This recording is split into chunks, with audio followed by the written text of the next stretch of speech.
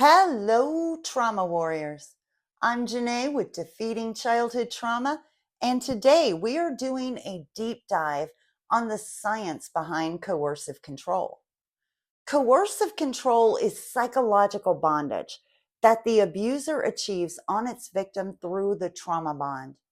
And what is the trauma bond? It should honestly be renamed trauma bondage because it's an addiction to the abuser where the victim feels this extreme, high octane, intense longing for the abuser that they mistake for love. The abuser gets them hooked in stage one, love bombing, the whirlwind courtship where everything seems so perfect. And then stage two, once they know they have the victim's loyalty, they start slipping off the mask. Stage two is intermittent reinforcement, which is also known as breadcrumbing, with gaslighting, isolating the victim from caring family and friends, and enmeshment, which is controlling and monopolizing all the victim's time. And so now the victim is living for those tiny little glimmers of the person, the fake person they thought they fell in love with in stage one. This constant emotional roller coaster and perpetual skullfrackery goes even further. It also impacts the body, even when the abuse is not physical. So let's get our geek hats on because we're going to discuss the brain, the nervous system, and the body chemicals that are being affected in coercive control. Beginning with reading an excerpt of the article I wrote, Coercive Control is the Reason They Can't Just Leave. Link to the full article is in the description. The science of coercive control. Now, this section opens up with a quote from an older article that I had written, Interpersonal Trauma is the No Closure Wound. Do you know why isolating is such a devastating form of abuse? It shuts down our social engagement system, which is in the top section of our brain and half of our vagus nerve, the VVC. Isolation is the fastest means of having a dopamine deficiency. Because dopamine shares a converter with cortisol, norepinephrine, it becomes imbalanced. Imbalanced cortisol automatically imbalances serotonin. Our system still runs the same as it did in primitive times, when safety in numbers was key to survival. So when we are isolated, we have emotional numbness, a loss of identity, digestion and immunity problems, and we forget that we can call for help. And that's just what happens without abuse entering the equation. Psychological abuse with isolation makes this biological programming even more intense. How much worse does it get with abuse? Well, without access to an outside support system, the victim's social engagement system, the VVC, is shut down, thereby losing access to their mirror neurons. Mirror neurons are how we experience being seen, heard, and validated. It's how we smile when others smile at us or frown sympathetically when a friend shares a painful story.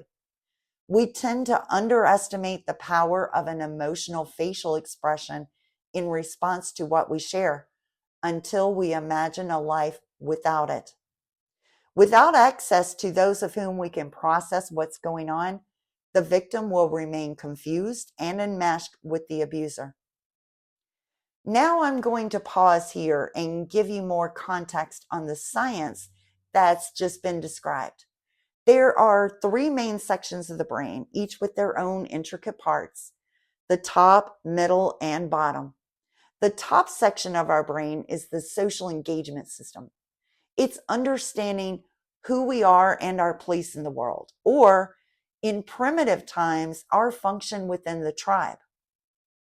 Now, the midsection of our brain is also known as emotion brain or limbic system. And in a threatening situation, This is home to our fight or flight response. Now for the bottom section of the brain, basic housekeeping, eating, sleeping, pooping, and breathing. In a threatening situation, this is home to our freeze response. So when we put it all together, it's a brilliant hierarchy of what was going on in primitive times and how they functioned. Any threatening situation, you first call for help, rally the tribe. If no help can be found, what next? Fight or flight. And if you cannot fight the threat, if you cannot outrun the threat, what's next? You fall to freeze. Or in other words, accepting defeat. So now, taking this understanding of how the brain worked in primitive times and knowing that it still functions the same basic way today, what do you think happens when the abuser effectively isolates the victim from their support system and the abuser becomes the victim's only source of social engagement? How do they call for help when they've been cut off from those who want to help? So what's next? The emotion brain. Fight or flight? Well, that isn't going to happen even if the victim could physically overpower the abuser. Why? Because the trauma bond has the victim convinced that the high-octane, intense addiction is called love. All the victim can think about is bringing things to a peaceful conclusion as soon as possible. So, the bottom section of the brain, accepting defeat. So now that we have a very basic understanding of the human brain's hierarchy in a situation like this, now I'm going to give you a little bit more science. The human body has a total of 10 different nervous systems. But don't worry, I'm not going to throw all those at you. We're only going to be concerned with two of them, the autonomic nervous system and the vagus nerve. Both have two major nerves. The autonomic nervous system has the sympathetic nerve and the parasympathetic nerve, while the vagus nerve has the VVC, which is ventral vagal complex, and the DVC, which is dorsal vagal complex. And since I like to simplify things, let's just call one ventral and the other dorsal, okay? Now, obviously, both nervous systems work more than just the brain. They also work with our body chemicals and also our vital organs. But I don't want to throw too much science at you because I want your cup to be full, not overflowing, because when it overflows, we tend to lose the foundation of what we have been learning so far. Excuse me. So, just for this episode, we're going to talk about what they do in the brain. So, the best way to start with understanding it is half of the vagus nerve and half of the autonomic nervous system operate in the bottom section of the brain, the dorsal of the vagus nerve and the parasympathetic nerve of the autonomic nervous system.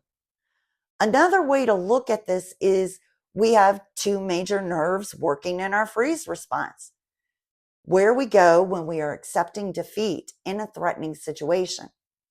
So that leaves the other half of the vagus nerve and the other half of the autonomic nervous system. So the ventral part of the vagus nerve works in the top section of our brain, the social engagement system, our sense of self and our place in the world, while the sympathetic nerve of the autonomic nervous system works in the midsection of the brain, that emotion brain in our fight or flight response. So remember that because there's going to be a test on it at the end. Just kidding.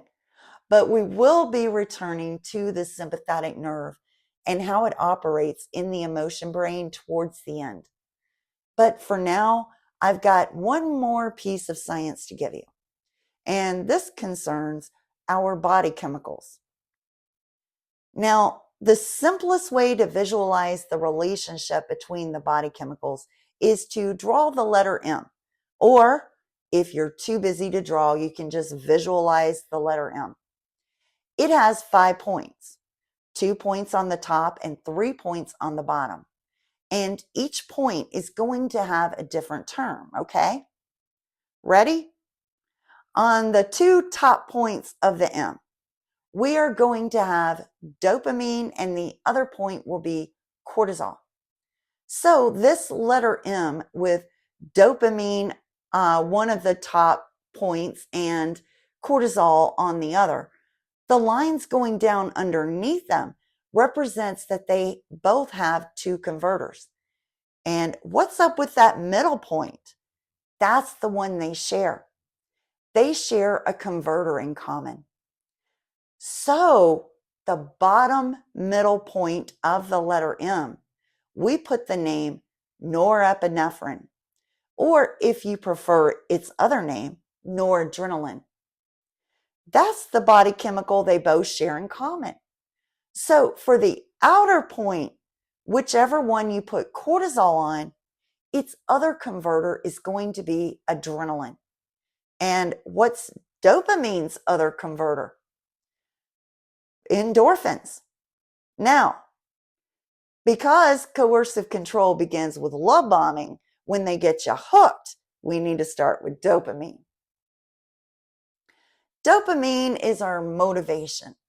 Dopamine says, I want. And then when dopamine gets what dopamine wants, endorphins release. It's a celebration. Yay! I got what I wanted. I'm going to celebrate. Because that's how endorphins roll, guys. Endorphins are the happy little hormones. So, in the love bombing stage, you feel amazing with this person because they've got your endorphins constantly being released. You feel so happy, so amazing, so top of the world because of the endorphin release. Okay, so what's dopamine's other converter doing? Well, if endorphins are dopamine's little party animals, then norepinephrine is its workhorse. It's the thinker and action taker. So when dopamine says, I want, norepinephrine takes the motivation of dopamine and converts it into focused attention to get dopamine what dopamine wants. And of course, once dopamine gets what dopamine wants, endorphins release, party time. So when you got all these endorphins releasing constantly in a short period of time, dopamine goes, okay, well, this situation is working. So we need to keep doing it. We need to turn this into a habit. So if you can see or visualize how these 5 body chemicals are all connected together through this letter M, then you understand that what's going to be good for dopamine is also going to be good for cortisol. And what's bad for dopamine will also be bad for cortisol because of their connection by sharing the same converter. So let's see what norepinephrine is doing for cortisol, our stress response. In an emergency, seconds count.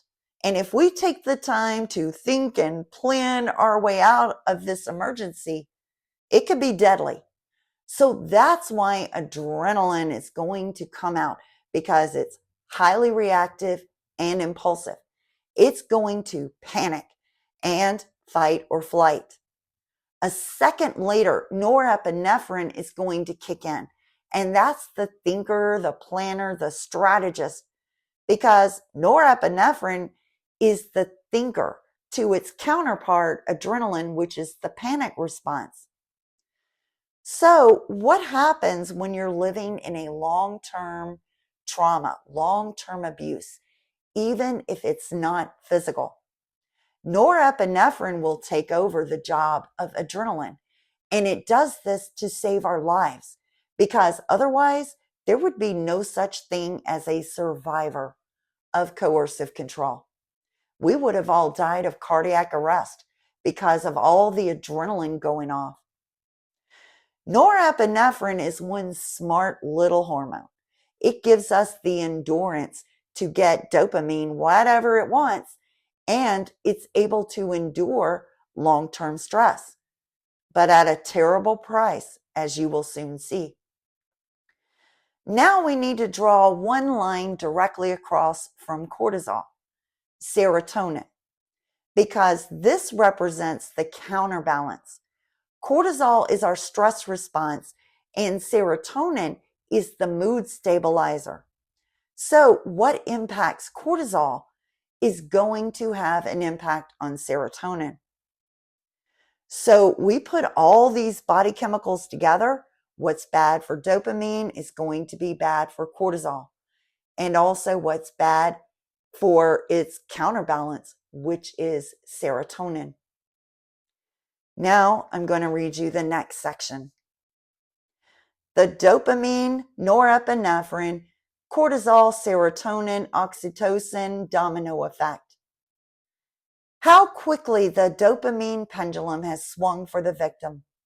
From the euphoric high, which is the side effect of dopamine when it's too high during the love bombing stage, and straight into a dopamine deficiency in stage 2.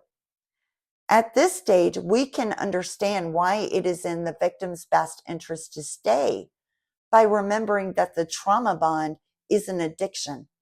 The victim is living for glimmers of that person they had originally fallen in love with. And each time the abuser, their only source of love now, throws them a breadcrumb, the victim gets their fix, that dopamine high that's gone too soon. Excuse me. Dopamine and cortisol's converter, norepinephrine, starts working overtime. It must, or else the adrenaline spikes from repeated abuse will send the victim into cardiac arrest. Norepinephrine numbs the emotions so that the victim can keep surviving the abuse. The problem is that over time, numbed emotions trick the brain into thinking that the situation is not so bad, and that those breadcrumb moments mean it's getting better. This dysregulates cortisol, the body's stress response, and serotonin, its mood stabilizer. One of the major signs of a serotonin deficiency is the loss of identity, and we will see how the abuser plays on this in stage 3. Then what's next in this domino effect of imbalanced hormones? Oxytocin. We know it as the hormone that helps us bond with others. But here's an interesting fact you may not know. Oxytocin is really about our social memories. But it just happens when it's ideal. We have enough positive social memories so that we can form secure bonds. So what occurs in a trauma bond? Memory loss. So that's all the reading for today. And I know what you're probably thinking. Oxytocin, nowhere in that letter M that you made us draw or visualize did you say oxytocin. And you would be correct. I did not bring up oxytocin. And that's because the letter M is to demonstrate how the dopamine, cortisol, norepinephrine, serotonin, etc. are all so closely connected. Just because oxytocin is not directly involved in this big letter M does not mean that oxytocin is not taking a direct hit when it's in a coercive control relationship. So with oxytocin, it just so happens when it's ideal, it means we've had just enough positive social memories that make it possible to bond and connect with others. When oxytocin is too high, it's a sign of having way too many bad memories. Social anxiety tends to be a side effect of oxytocin when it's too high, and lots of trust issues, because when you really think about it, what is social anxiety? It's trust issues with oneself and how others will react to you. So now when oxytocin is too low, it's the reverse. There's too much trust, no discernment, and something else happens when oxytocin is at deficient levels. It's a high stress inhibitor. There was a mouse experiment, not sure if you've ever heard of this, where they proved oxytocin is more social memory than the so-called love hormone. Well, they put a group of mice in a cage with an aggressive group of mice, and then they removed the mice that were attacked and then divided them into two subgroups. One group they flooded with oxytocin receptors, so they've got high oxytocin. The other group, they removed the oxytocin receptors, so now they have no oxytocin. Then they put both mice back in the cage with the aggressive mice, and guess what happened? Those who were flooded with oxytocin receptors were in sheer panic, absolutely terrified. Why? They remembered it a little too vividly. What happened to them last time? Meanwhile, those mice who did not have any oxytocin receptors were calm, just sitting around. Too much trust, not even attempting to guard themselves against the aggressive mice. And what does that tell you about the victim of coercive control? Because oxytocin will lower to deficient levels in a coercive control relationship. Not only is it inhibiting their stress, similarly to how norepinephrine is working where it numbs the emotions. So with low oxytocin, you're going to have a high stress inhibitor and too much trust in this abuser, just like the calm mice in the experiment. It's a perfect visual of a person who is willingly being in the company of a dangerous person and not seeing the danger. Plus, they might not remember all of the abuses that have happened, or if they do, the emotional memories of the abuses that happened just aren't there.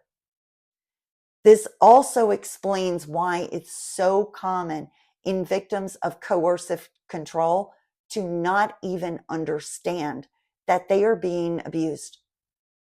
If you're familiar with the R. Kelly documentaries, then you know that his wife had to take an online test to find out whether or not she was being abused. And she cried on camera when she described her shock at how high she scored. If you talk to my father, who has been married to my borderline mother for 51 years now, and you ask him, "Are you being abused?" He would tell you, "No, she's very good to me." Even though what I grew up witnessing says the reverse. What's obvious to us is not obvious to the victim of coercive control. So now, in review, all of this going on in coercive control. Norepinephrine is working overtime, numbing the emotions. Low oxytocin, memory loss, and high stress inhibitor. Having way too much trust in people that are very bad for them.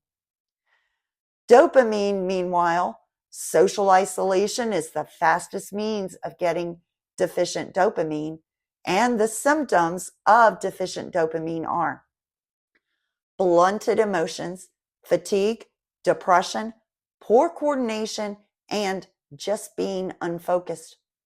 Gets better. Cortisol, getting stuck in learned helplessness, is typically the first rung that cortisol goes in a coercive control relationship. And it's a reflection of low cortisol. So those symptoms are immune disorders, chronic fatigue, numbness, digestion disturbances, such as irritable bowel syndrome or acid reflux. Low serotonin, depression, irritability, loss of identity, head and stomach pain, and chronic fatigue. And this is the reality of what's going on when we ask, what are they thinking? We can't see their science. These body chemicals are wreaking havoc on their system and playing with their head, just like the abuser is playing with them. Now I'm going to leave you with one final nugget. We're going to return to the three main sections of the brain and the two nervous systems and where they operate. Primarily, I want to focus on the sympathetic nerve, which is half, excuse me, half of the ANS operating in the midsection, which is the emotion brain. The sympathetic nerve is our fight or flight response and also arousal, excitement, and also sexual. So what's going on in a coercive control relationship is the abuser is creating all of this conflict and little breadcrumbs of love bomb. In other words, conflict, fight or flight, followed by breadcrumbing, arousal, and, oh, you're getting what you want, and then you go right back to conflict. This overtaxes the sympathetic nerve. Now, the symptoms of what I'm about to describe don't usually start happening in stage 2, but it can and will begin in stage 3, which we will talk about next week. So when the sympathetic nerve is overtaxed, it becomes underactive. It isn't exactly shut down though, it's just crippled. And how does that impact the emotion brain?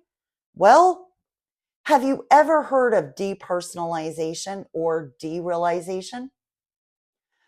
Both have brain fog that creates a sense of unreality.